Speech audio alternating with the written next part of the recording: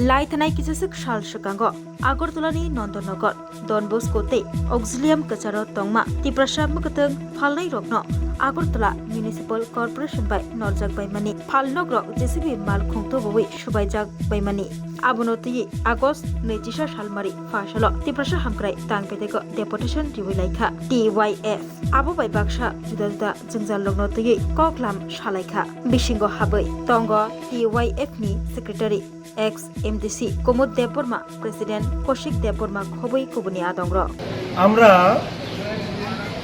TYF central committee এবং আমাদের সঙ্গে আছে TSU সেন্ট্রাল কমিটির সদস্য। আমার ডান পাশে TYF সেন্ট্রাল কমিটির প্রেসিডেন্ট কুচিরাই দেববর্মা, বামে আমাদের TYF সেন্ট্রাল কমিটির মেম্বার চিন্তামোহন ত্রিপুরা, এডিসির প্রাক্তন EM সন্ধ্যারানী চাকমা সহ আমরা 7 জনের একটা প্রতিনিধি দল আজকে ট্রাইবেল ওয়েলফেয়ার ডিপার্টমেন্টের ডাইরেক্টরের কাছে আমরা একটা প্রতিনিধিমূলক ডেপুটেশনে মিলিত হই। আমরা মূলত একটা পয়েন্ট ডিমান্ডকেই গুরুত্ব দিয়ে এখানে আমরা আজকে মিলিত হয়েছি। ডিমান্ডটা হচ্ছে, আপনারা অবগত আছেন, রাজ্যবাসী অবগত আছে, বিগত কিছুদিন আগে 11 তারিখ আগস্টে নন্দননগরে একটি বেসরকারি স্কুলের ঠিক সামনে সেখানে দূর দূরান্ত থেকে আসা উপজাতি মহিলা এবং সবজি ব্যবসায়ী তাদের সাথে AMCর টাস্কফোর্স তারা বর্বর আচরণ করে, অমানবিক আচরণ করে। আমরা দেখেছি এর আগেও বহুবার এই ধরনের ঘটনা আমাদের নজরে এসছে, রাজ্যবাসীর নজরে এসছে। আপনারা মিডিয়ার লোক, আপনারাও কভারেজ করেছেন। তো আমরা এখানে এসছি, এরকম তো চলতে দেওয়া যায় না। এটা শুধু নন্দনগরের ঘটনা না, অভয়নগর সবজি বাজার, লেক চমিনি সবজি বাজার, আপনার কাইপেং বাজারের সবজি বাজার, আরও রাজ্যের নানা জায়গায় এরকম উচ্ছেদ অভিযান আমরা লক্ষ্য করেছি, যেটা খুবই অমানবিক উপায়ে তারা উইদাউট প্রায়র ইনফরমেশন AMC কর্তৃক এরকম ঘটনা ঘটানো হয়েছে। আমরা আজকে এখানে দাবি তুলেছি যে তাদেরকে একটা নির্দিষ্ট স্থায়ী সমাধান ওইখানটাই সেট কিংবা মার্কেট স্টল তৈরি করে দিয়ে তাদেরকে সেই মানসিক একটা অনিশ্চয়তার মধ্যে থেকে তাদেরকে যাতে রেহাই পেতে হয়, ট্রাইবাল ওয়েলফেয়ার ডিপার্টমেন্ট সেই ব্যবস্থা করে দিক। এবং আমাদের ডাইরেক্টর সাহেব আজকে আমরা সাক্ষাৎকালীন সময় উনিও আমাদেরকে বলেছেন ট্রাইবাল ওয়েলফেয়ার ডিপার্টমেন্টের কোনো অর্থের অভাব নেই। AMCর সাথে কথা বলে তারা বিষয়টি সিদ্ধান্ত নেবেন। AMC যদি জায়গা দেয়, নিশ্চিতভাবে ট্রাইবাল ওয়েলফেয়ার ডিপার্টমেন্ট সেখানে যে কোনো নির্মাণ তাদেরকে সহযোগিতা করার জন্য তারা তৈরি করে দেবেন, এই আশ্বস্ত তারা আমাদের করেছেন। তার পাশাপাশি আমরা আর কিছু বিষয় বারবেলি ডাইরেক্টর সাহেবের নজরে আমরা এনেছি।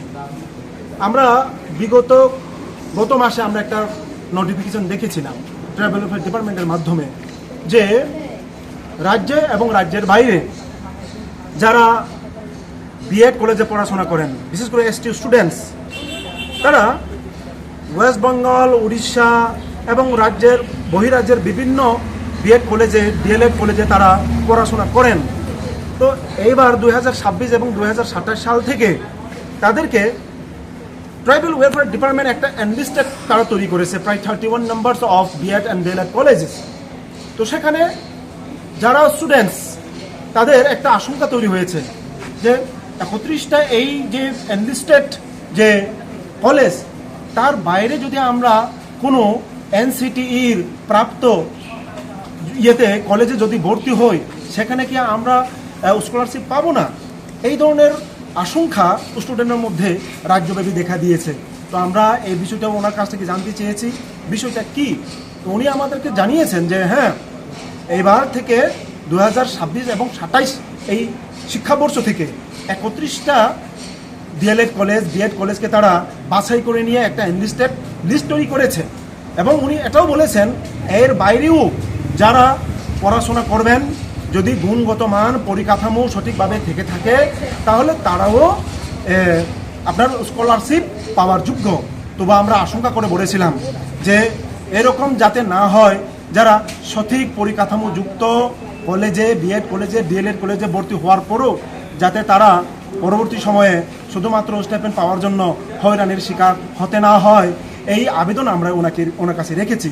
তার পাশাপাশি আমরা এটাও আবেদন করেছি ট্রাইবাল ওয়েলফেয়ার ডিপার্টমেন্টের মাধ্যমে রাজ্যের বিভিন্ন প্রান্তে কিছু রেস্ট হাউস, গেস্ট হাউস রয়েছে এবং আগরতলা শহরে কুমারী মধুতি রূপশ্রী রেস্ট হাউস এবং আপনার জিবি হসপিটালের পাশে দশরথ দেব স্মৃতি যে রেস্ট হাউস সেখানে রয়েছে, তার গুণগত মান এবং থাকা খাওয়ার ব্যবস্থাটুকু সেখানে আরেকটু উন্নত মান করার জন্য আমরা আবেদন করেছি এবং এটাও আবেদন করেছি সরকারিভাবে সেখানে ভাড়া, প্রত্যেক দিনের ভাড়া বাড়িয়ে দেওয়া হয়েছিল, সেই ভাড়াটাকে কমিয়ে এনে অন্তত দূর দূরান্তর থেকে যারা এখানে রুগী দেখতে আসেন এবং এখানে সবজি বিক্রি করে যারা বিশ্রাম নেওয়ার জন্য একদিন দুদিন এখানে থাকতে বাধ্য হচ্ছেন, তাদের হাতে টাকা পয়সা নাও থাকতে পারে, দূর দূরান্তর থেকে আসা লোক, গরিব মেহনতি অংশের মানুষ, তাদের সুবিধার কথা চিন্তা করে সেই ভাড়াটাকে কমিয়ে একটা চিন্তা ভাবনা করে একটু ভাড়াটা কমানোর জন্য আমরা আবেদন করেছি। উনি বলেছেন এটা দেখার জন্য, এইটুকুই আমরা আলোচনা করেছি। স্বাদে ভরা ঘিয়ের সুবাস লংতরায়, কি ভালো খেতে। শুদ্ধ ঘিয়ের আবেশ ভরা লংতরায়, অপূর্ব সুগন্ধ, পুষ্টি ভরা ঘিয়ের খাবার, গাওয়া ঘি প্রিয় সবার লংতরায়। একেই বলে বিশুদ্ধ ঘি। বিশুদ্ধ ঘি নাম মনে রেখো লংতরায়। লংতরাই ঘি রোজ খাবারে তোমাকে চাই। লংতরায়